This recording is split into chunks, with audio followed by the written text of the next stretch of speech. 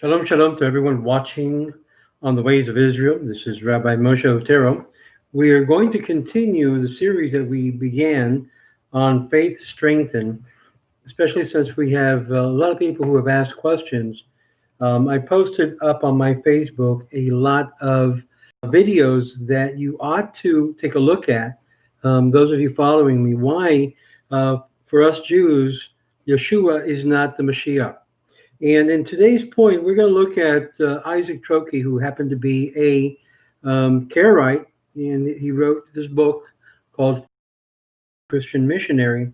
And I am fully aware and not ignorant regarding the different issues between the Christian and Jewish community regarding Jesus or Yeshua as the Mashiach. Most of my early life, I studied in a Christian Bible college. The denomination was Assemblies of God, and I was out of California. As a matter of fact, my good friend, Dr. Sergio Navarrete, was a colleague of mine when I was studying there. I have a 4-year degree, bachelor, and a master's degree in rabbinical literature. But the most important thing is that we need to look at the actual reasons why we Jews don't accept Yeshua as Mashiach, whether he would come again or not. Even if he were to come again, he would still have to jump the same hoops that any potential Mashiach would have to jump. Obviously, there was one potential Mashiach in our previous generation that didn't make it, and upon his becoming nifter or passing away, automatically it sealed the fact that he wasn't. He could have been, he should have been, he would have been, but it wasn't. And my views are very openly expressed on that, so I want to make that very, very clear. On this point, we're going to look at that. In fact, when Yeshua came on the earth, it was during a period of time of a lot of unrest, and the throne of David had been usurped by the Sadducees, the priestly tribe that wanted to make sure they would still have control over it and had the dominance over any political situation, like we see today. The political rivalry that exists in Israel today is very similar to what happened in the first century. And in this third point, Trokey begins to say and state, and I agree with him, as to the period of his existence, referring to Yeshua, it is evidence that he did not come at all at the time of the foretold by the prophets. In other words, he didn't come on the time that was scheduled for him to show up. For they predicted the advent of the Messiah to happen at the latter days. And we can look at, and it shall come to pass in the latter days, the King Messiah, he shall judge among the nations and arbitrate among the people. And they shall beat their swords into plowshares and their spears into pruning hooks. In other words, the is bringing peace, not war. His whole intention is being Torah wellsprings throughout the world. Obviously, this did not happen. Just the opposite. Had he been the Mashiach, he would have been able to accomplish this basic task and fight the war of the Lord that we talked about earlier. Thus, it's also recorded in Scripture concerning the wars of Gog and Magog, which are to take place in the time of King Messiah. If you look at the prophet Ezekiel, chapter 28, verse 8, it says, after many days thou shalt be visited, in the latter days you shall come into the land back from the sword, and will be explained in the proper place. The same is evident in Hosea, chapter 3, verse 5. Afterwards shall the children of Israel return and seek the Lord their God and David their king, and shall revere the Lord in his goodness in the latter days. A couple of things very clearly stated by the prophet Hosea. And this is going to take place in the latter days. One, the children of Israel will return. Return where? From the land of exile. Number two, they will seek the Lord their God. In other words, they will no longer be seeking other gods or other faith or other belief system. They will only seek the Lord their God. Number three, they're going to be looking for King David. They're going to be looking. See, till this day, that hasn't happened either, my friends. There is only a new interest blossoming among Israelis and Jews throughout the world that they want the Mashiach. Time of Yeshua in the first century, basically they, as we will learn in the Masechta of Tisha B'Av, that in fact, as a result of them holding back, as it were, the kisei of David HaMelech, basically their children they ceased. They basically were eliminated completely. And this becomes very clear when we understand the time in which Yeshua came was a time of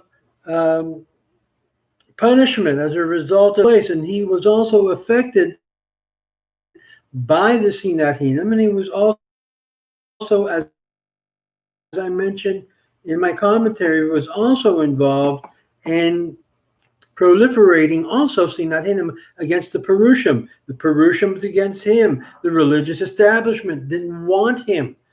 So there's a whole series of things that we have to be honest when we're looking at this period of time in which unwarranted, rampant. To say it wasn't and was not one of the probable causes that led to his crucifixion is to remain blinded of what history indicates.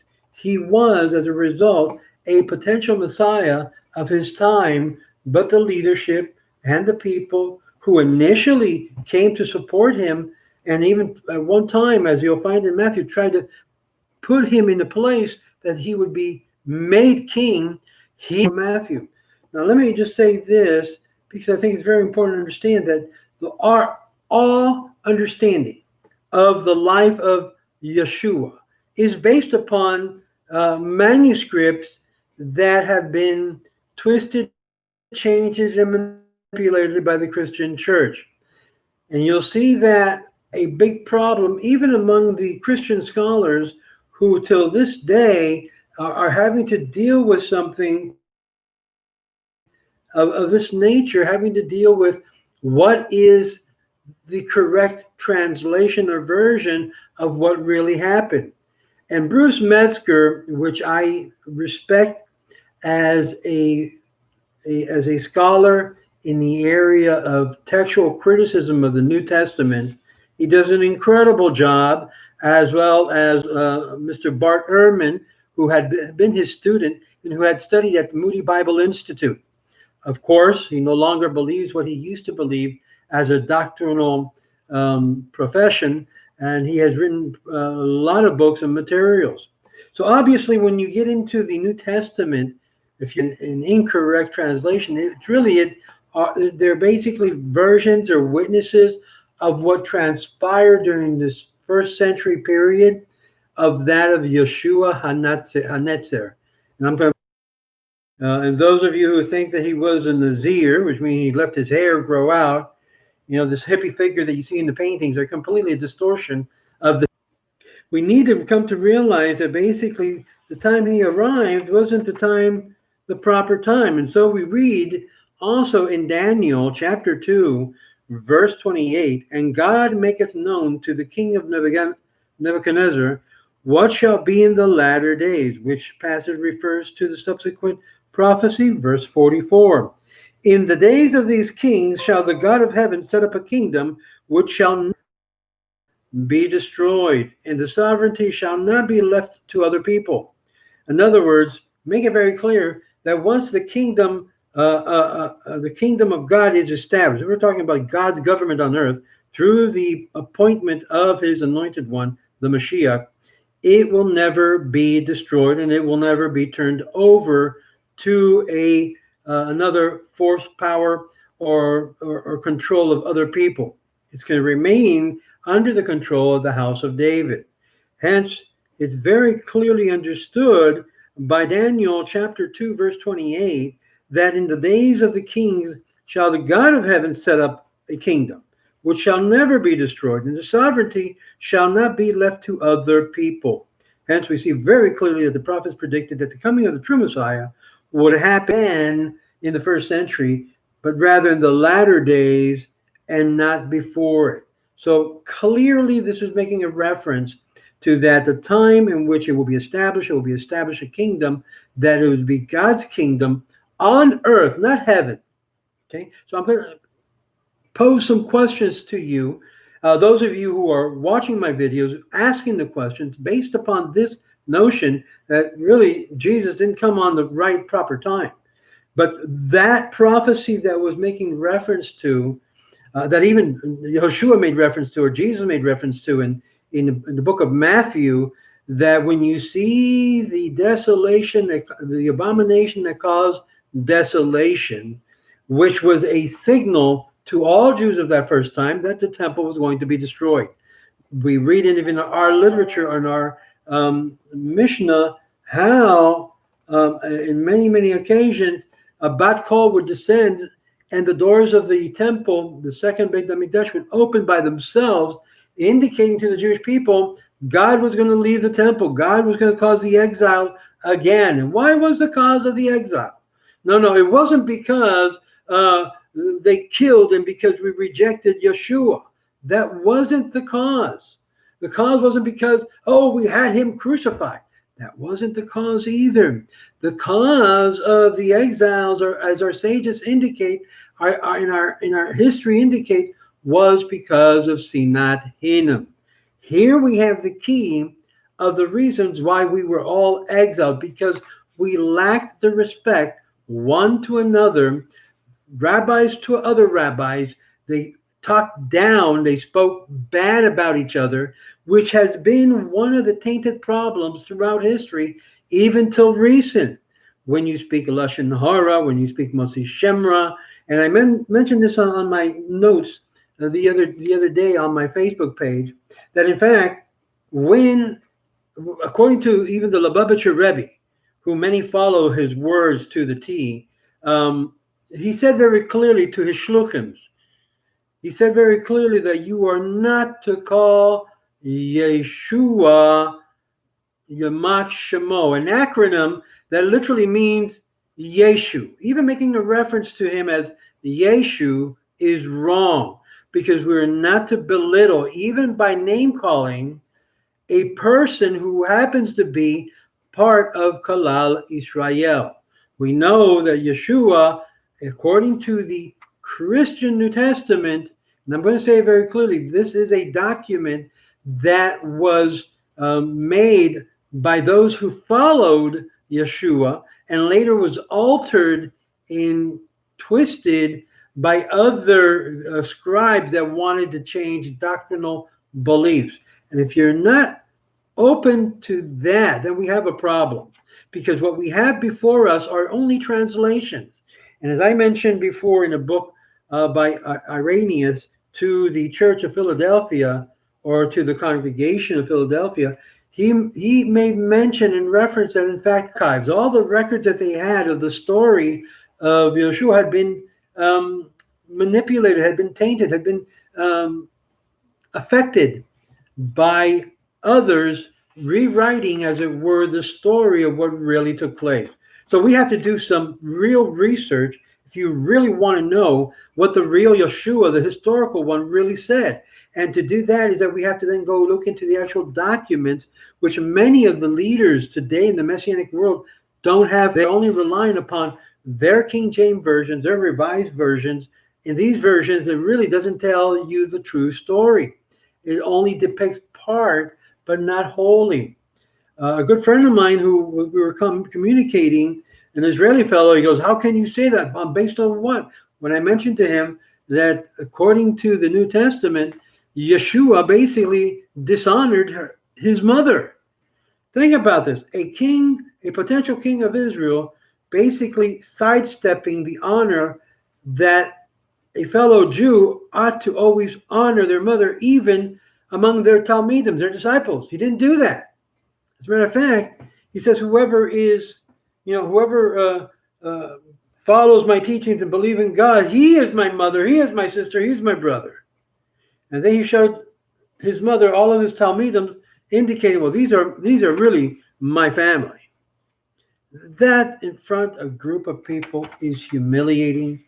It is not doing any kivud, kivud ba'ima, ba'aba, completely the opposite. It's basically really putting her in a position of embarrassment, public embarrassment, which is mentioned in the Torah as one of the biggest averos, one of the biggest sins a person can commit is that. Because on the Torah side, it says very clearly, you shall honor your father and your mother. We see that was one of the items he really failed. In addition to what we looked at here in point 3 of this video, that in fact, he didn't come on the right time.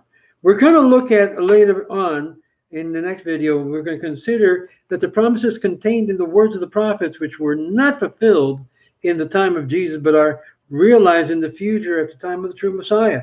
And it is that we still expect. And therefore, all Jews who believe in the Torah, who believe in the transmission of the Torah and in the teachings of our sages, we believe with firm belief in the coming of Mashiach. But he has not yet come on the scene. We hope he comes on the scene. We have to put him through the test, as it were, the Torah test, to make sure he jumps all the hoops and all the halakha requirements, so to be granted as the king, but he hasn't come yet. We want him to come. And that is our earnest desire. And as the Rambam says clearly that this Yeshua basically prepared the world for the coming of the true Messiah. So he has a part of the good in what he did way back then to prepare this generation and the generations to come to be able to receive the ideal leader who God will appoint to be the leader of his kingdom, of his government. Not this government that's trying to emerge out of force and manipulation, called the New World Order, the Order of Amilus. No, not that one. We're talking about the one that's going to happen afterwards, when that one is completely destroyed and dismantled from the very basis by the Messianic one. So we hope and pray he comes now. Shalom, shalom to every one of you, and have a wonderful day. Welcome to receive your comments and also your interactions. Shalom.